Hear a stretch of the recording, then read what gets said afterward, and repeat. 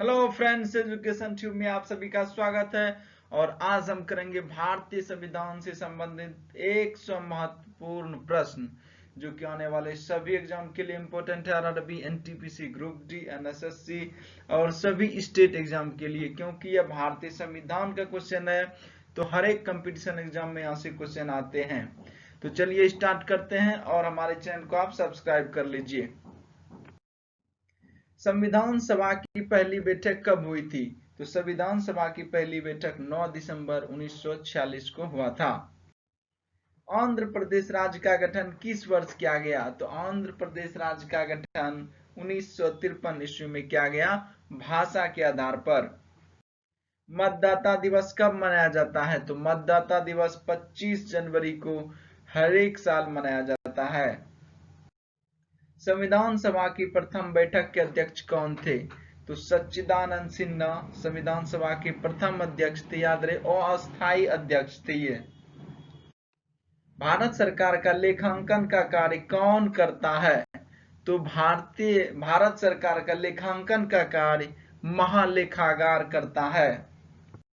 कारगिल दिवस का गठन किस वर्ष हुआ? तो कारगिल दिवस का गठन 26 जुलाई को हुआ। भारत सरकार का प्रथम विधिक सलाहकार कौन होता है? तो भारत सरकार का प्रथम विधिक सलाहकार महान न्यायवादी होता है। उद्देशिका प्रस्ताव किसने प्रस्तुत किया था? तो उद्देशिका का प्रस्ताव सबसे पहले पंडित जवाहरलाल नेहरू ने प्रस्तुत किया। प्रधानमंत्री के कर्तव्यों का उल्लेख किस अनुच्छेद में मिलता है? तो अनुच्छेद 78 में प्रधानमंत्री का कर्तव्य से जुड़े उल्लेख हैं।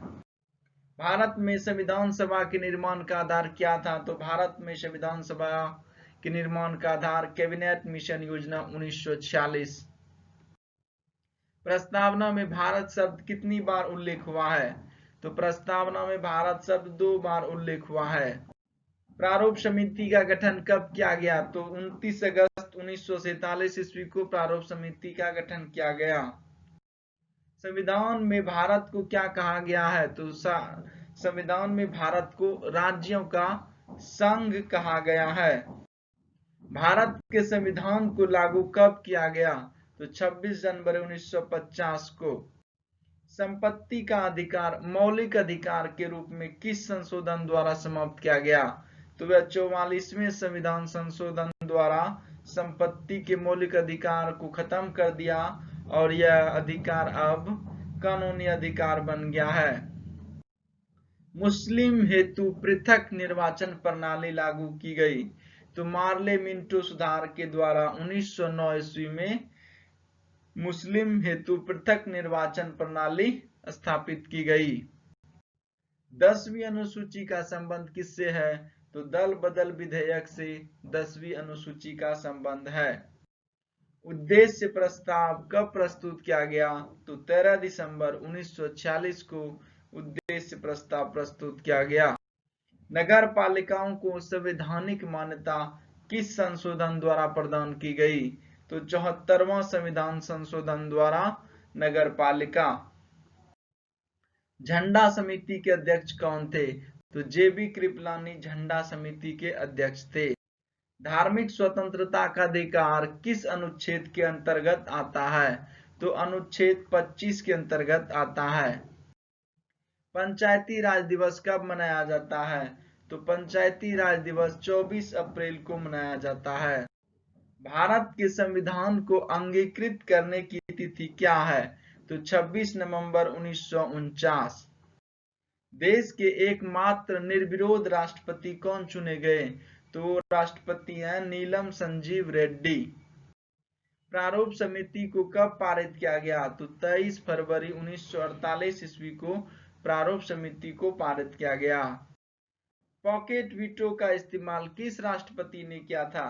तो पॉकेट वीटो का इस्तेमाल सर्वप्रथम ज्ञानी जैल सिंह ने किया था। उद्देश्य प्रस्ताव कब पारित किया गया? तो 22 जनवरी 1947 को पारित किया गया। संविधान सभा के अस्थायी अध्यक्ष कौन और कब बने?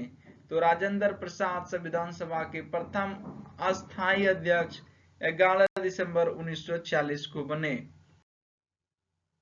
संयुक्त उच्च न्यायालय की स्थापना किसके द्वारा की जाती है? तो सांसद के द्वारा।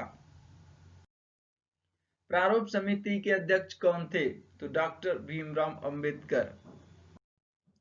संविधान सभा के उपाध्यक्ष कौन थे? H C Mukherjee. H C Mukherjee संविधान सभा के उपाध्यक्ष थे। कैबिनेट मिशन में संविधान सभा के सदस्यों की संख्या कितने निर्धारित की थी? तो 389, 389। संविधान संशोधन प्रक्रिया कहां से ली गई है? तो दक्षिण अफ्रीका से। संविधान निर्माण के समय संविधान में कितनी अनुसूचियां थी? तो 8 अनुसूचियां थी। 42वें संविधान संशोधन द्वारा प्रस्तावना में कितने शब्द जोड़े गए थे? तो समाजवादी, धर्मनिरपेक्ष, एकता और अखंडता ये शब्द जोड़े गए थे। मूल कर्तव्य किसकी अनुशंसा पर जोड़े गए थे? तो सरदार पूर्ण सिंह की अनुशंसा पर मूल कर्तव्य जोड़े गए थे। संविधान में समवर्ती सूची का प्रावधान कहां से लिया गया है? तो ऑस्ट्रेलिया से समवर्ती सूची का प्रावधान लिया गया है।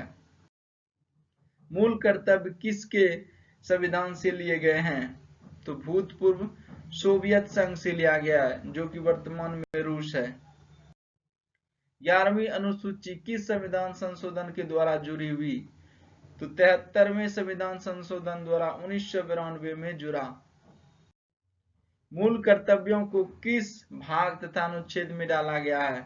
तो अनुच्छेद 51A तथा भाग 4A में डाला गया है। 10वीं अनुसूची किस संविधान संशोधन के द्वारा जोड़ी गई? तो 52वें संविधान संशोधन के द्वारा 1985 में जोड़ी गई। भारतीय संविधान में अनुसूचियों की संख्या कितनी है? तो भारतीय अनुसूचियों में 12 अनुसूची हैं। किस सूची में पंचायती राज व्यवस्थाओं का वर्णन किया गया है? तो 11वीं अनुसूची में। भारत की 22 भाषाओं का उल्लेख किस अनुसूची में मिलता है? तो 8वीं अनुसूची में मिलता है। 92वें संविधान संशोधन द्वारा कौन कौन सी भाषाएं जोड़ी गई है? तो जोड़ी गई है Bodo, Dogri, Maithili, Santhali. BDMS short form में याद रखने के लिए। B से बोडो, D से डोंगरी, M से मैथिली, S से संथाली, BDMS। केंद्र तथा राज्य के बीच शक्तियों का बंटवारा किस अनुसूची के अंतर्गत आता है? तो यह 7वीं अनुसूची के अंतर्गत आता है। अवशिष्ट शक्तियों को केंद्र को सौंपने का लक्षण लिया गया है, तो यह लिया गया है कनाडा के संविधान से। 7वीं अनुसूची में किस प्रकार की अनुसूचियों का वर्णन है? संघ सूची, राज्य सूची, समवर्ती सूची। तो 3 सूची का वर्णन है। किस अधिनियम द्वारा भारत का गवर्नर जनरल पद सृजित किया गया? तो 1833 का चार्टर एक्ट के द्वारा गवर्नर जनरल पद सृजित किया गया। किस अनुसूची में अनुसूचित क्षेत्रों और अनुसूचित जनजाति के बारे में वर्णन किया गया है? तो 5वीं अनुसूची। भारत के प्रथम वायसराय कौन थे? तो लॉर्ड कैनिंग भारत के प्रथम वायसराय थे। दल बदल विधेयक से संबंधित प्रावधानों का उल्लेख किस अनुसूची के अंतर्गत आता है? तो 10वीं अनुसूची के अंतर्गत आता है। 14 वर्ष से कम आयु के बच्चे कारखानों में काम नहीं कर सकते, किस अनुच्छेद के द्वारा कहा गया है? तो अनुच्छेद 24। वायसराय का पद कब सृजित किया गया? तो 1858 का भारत शासन अधिनियम। हम भारत के लोग जैसी शब्दावली का उल्लेख संविधान में कहाँ किया गया है? तो प्रस्तावना में किया गया है। न्यायिक समीक्षा की अवधारणा कहाँ से ली गई है? तो यह अमेरिका से ली गई है। बंगाल के पहले गवर्नर कौन थे? तो वारेन हेस्टिंग्स बंगाल के पहले गवर्नर थे। राष्ट्रपति किस अनुच्छेद के द्वारा दोनों सदनों की संयुक्त बैठक बुलाता है? तो अनुच्छेद 108 के अंतर्गत। सर्वोच्च न्यायालय के प्रथम मुख्य न्यायाधीश कौन थे? तो हीरालाल जी कानिया। भारतीय संविधान का सबसे बड़ा स्रोत क्या है? तो 1935 का भारत शासन अधिनियम भारतीय संविधान का सबसे बड़ा स्रोत है।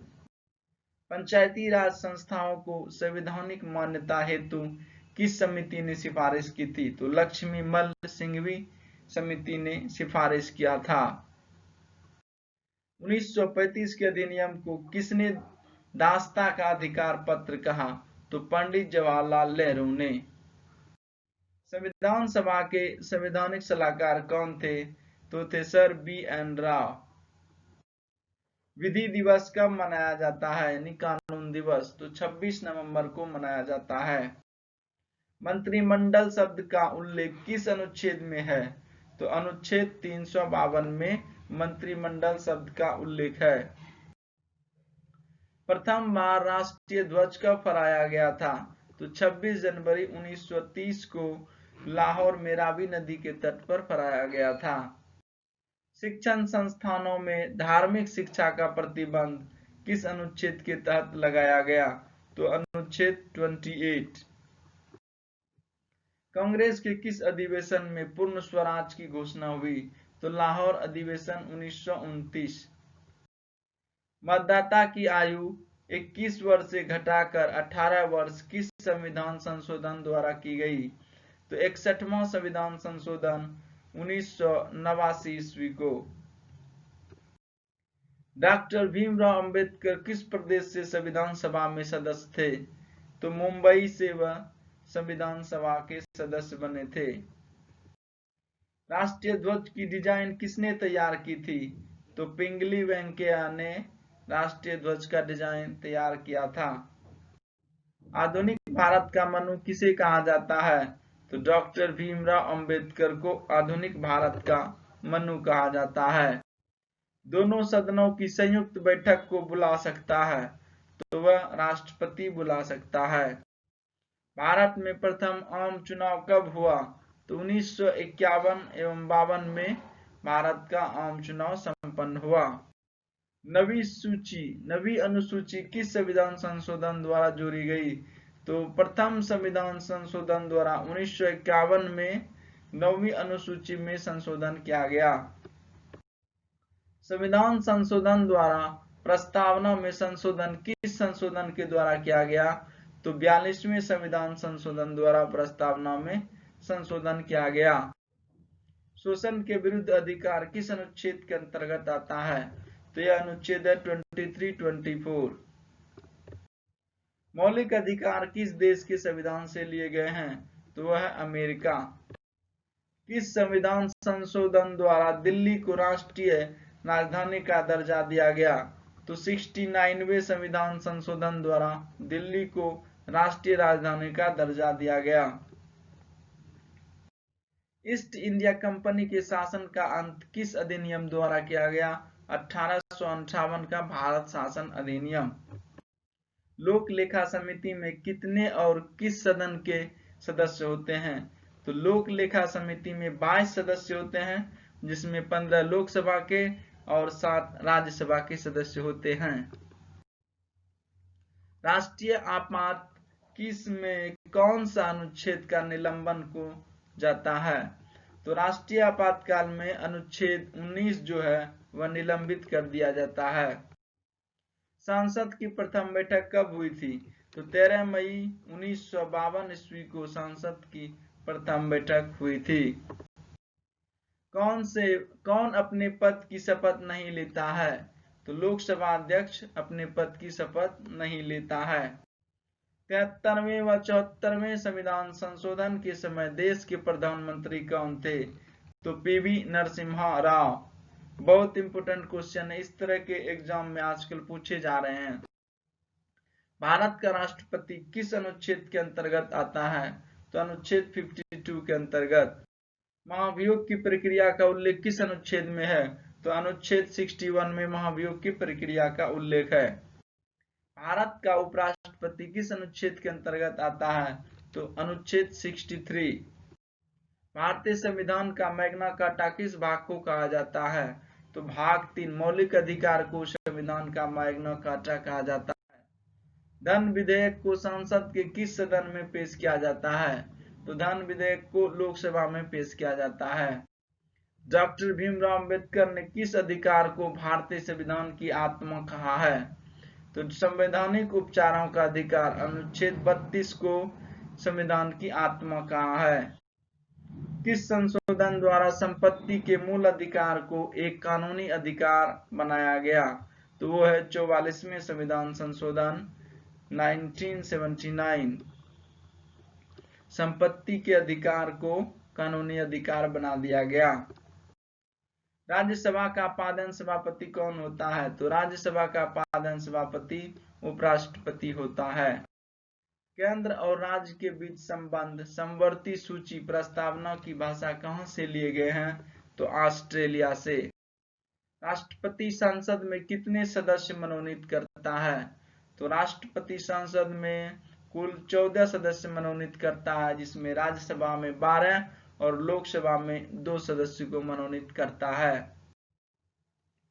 प्राक्कलन समिति में कितने और किस सदन के सदस्य होते हैं? तो लोकसभा के 30 सदस्य होते हैं प्राक्कलन समिति में। इसमें राज्यसभा का कोई सदस्य नहीं होता है। और संसद की सबसे बड़ी समिति या कमेटी बोलिए तो प्राक्कलन समिति ही होती है, और इस समिति का कार्यकाल केवल 1 वर्ष का होता है। धन विधेयक किस अनुच्छेद में उल्लेखित है? तो अनुच्छेद 110 में धन विधेयक उल्लेखित है। प्रांतीय संविधान समिति के अध्यक्ष कौन थे? तो सरदार वल्लभ भाई पटेल। संसद में धन विधेयक को प्रस्तुत करने के पूर्व किसकी अनुमति आवश्यक है? तो राष्ट्रपति की अनुमति आवश्यक है। Thanks for watching again. Like, share and subscribe my channel. और हमारे चैनल को आप लगातार विजिट करिए। वहां पर मैं पॉलिटी, केमिस्ट्री, फिजिक्स, बायोलॉजी सब का वीडियो लेकर के आ रहा हूं, जो कि सभी कॉम्पिटिटिव एग्जाम के लिए इम्पोर्टेंट है। तो थैंक्स फॉर वॉचिंग।